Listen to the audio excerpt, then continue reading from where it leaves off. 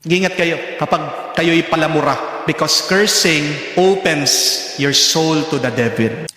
Mga kapatid, ngayong araw pinagdiriwang natin ang banal na kapistahan ng pangalan ni Maria. We are celebrating today the feast day of the most holy name of Mary. Ang tanong, bakit natin pinagdiriwang ang banal na pangalan ni Maria? Katapos-tapos pa lang po nating nag-celebrate ng kanyang birthday noong September 8. Hindi pa ba sapat yung mga ibang kapistahan ng ating mahal na ina? Kamukha po ng Immaculate Conception, ng Assumption, ng pag-akyat niya sa langit. Bakit pati pangalan ni Maria kailangan nating ipagdiwang?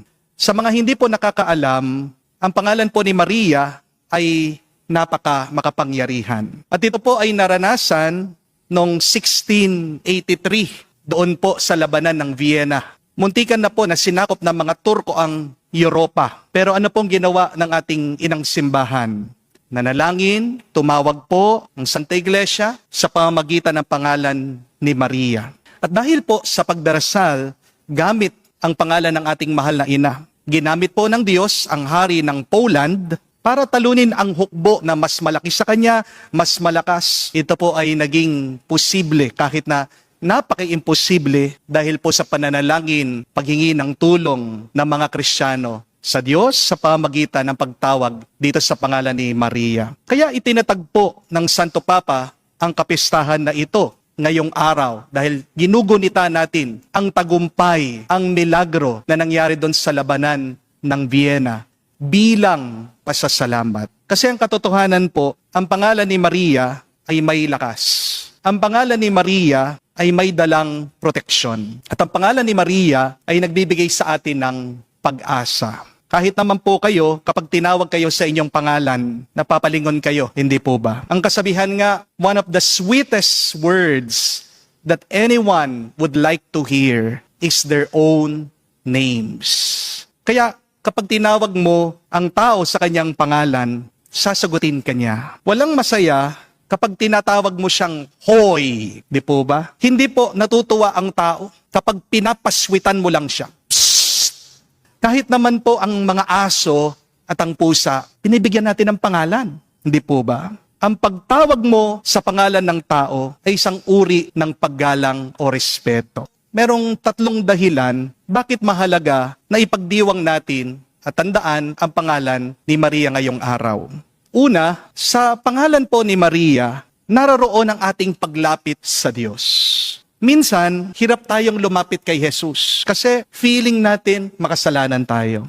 Nararamdaman natin, naisip natin, hindi tayo karapat-dapat.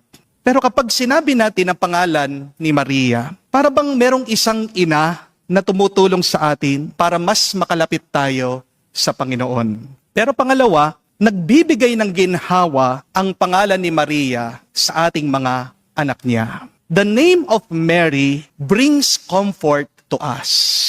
Pansinin niyo po yung mga may sakit, yung mga may sobrang lala na nararamdaman. Kapag hindi nila kaya yung sakit ng kanilang karamdaman, napapasigaw sila. Sinong tinatawag nila? Yung nanay nila. Di po ba? Ang pagtawag sa nanay ay paghingi ng tulong. Dahil alam natin, ang unang nagbigay ng ginhawa sa atin, walang iba kung hindi ang ating mga ina. Kapag nagdarasal ka ng Ave Maria, makakaasa ka, makakatanggap ka ng tulong at kapayapaan. Ang pangalan ni Maria ay parang yakap ng isang ina. Sa gitna ng iyong problema, gulo o sakit, sapat na ang simpleng pagbigkas sa kanyang pangalan para maramdaman mo hindi ka nag-iisa. Pangatlo at kahuli-hulihan, ang pangalan po ni Maria ay isang sandata laban sa masama. The name of Mary is our weapon against evil.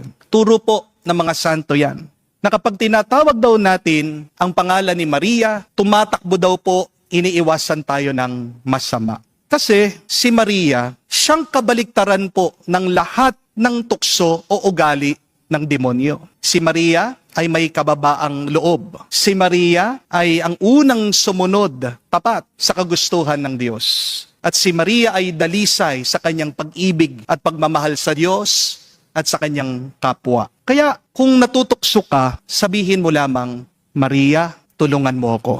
Mga kapatid, ang pangalan ni Maria ay parang isang susi. Binubuksan ng pangalan ni Maria ang pintuan ng grasya, ang kapayapaan at kaligtasan para sa atin. Kaya nga po, ang tanong, gaano mo kadalas tawagin ang pangalan ni Maria? How often do you call upon the name of Mary? Baka mas madalas ka pa ngang nagmumura di po ba?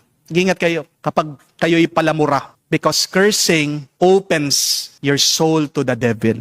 But saying the name of Mary opens heaven for you to receive blessings. Amen? Sana hindi mo lang tinatawag ang pangalan ni Maria kapag meron kang problema. Pero araw-arawin mong tawagin siya.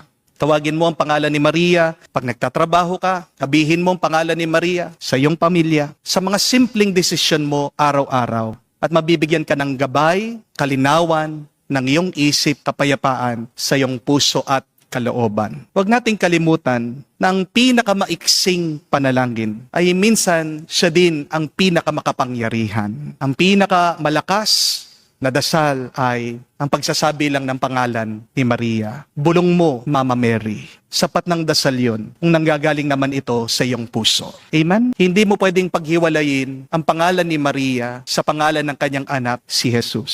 When you say the name of Mary, not far off, it is connected to the name of our Lord Jesus. Ang pangalan po ni Maria ay parang daliri. Ito ay nagtuturo sa pinakadakilang pangalan, ang pangalan ni Jesus. Si Maria ay hindi nabuhay para lang po sa kanyang sarili. Lahat ay biyaya niya. Lahat ng tinanggap niya, pinagkaloob niya. Lahat ng biyaya niya, tinuturo niya galing sa Diyos, galing sa kanyang anak si Jesus.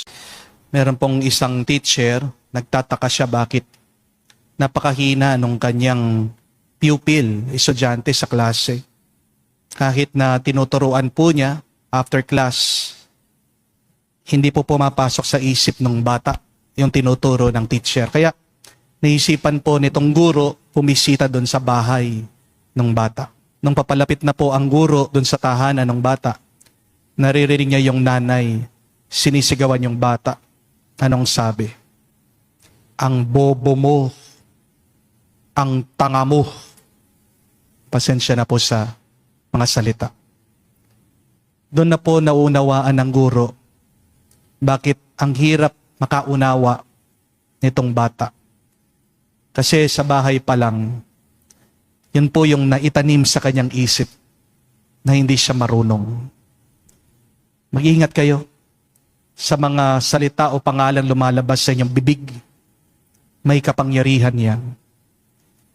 Pag masama ang salita o pangalan, ano ang aasahan mo kung hindi masamang karanasan?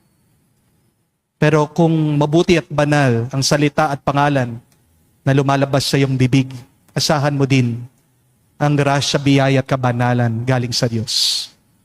Yan ang pinaparating ng kapistahan ng banal na ngalan ng ating mahal na ina si Maria sa atin. Ang kanyang pangalan ay nagtuturo sa dakilang pangalan ng Diyos. Nilalapit tayo ng pangalan ni Maria sa Panginoon.